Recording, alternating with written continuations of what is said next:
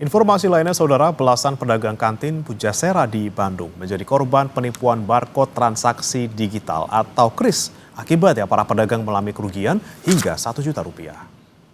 Nomor 100 juga kena tuh.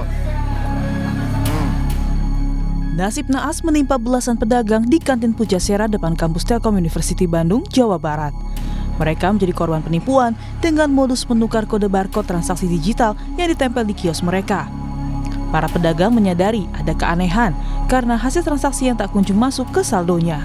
Dan setelah dicek, ternyata kode yang terpasang berbeda dengan kode milik mereka. Para pedagang mengalami kerugian yang bervariasi, mulai dari Rp30.000, Rp400.000, bahkan ada yang hingga Rp1.000.000. Jadi awalnya nggak ketahuan nih.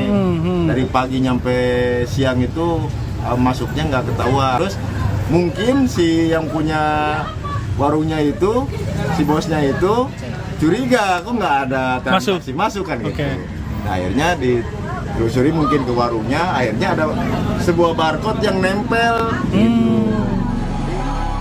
Polisi telah mendatangi lokasi dan meminta keterangan sejumlah korban penipuan ini. Diduga para pelaku mengganti kode transaksi digital pada malam hari ketika situasi kantin sedang kosong.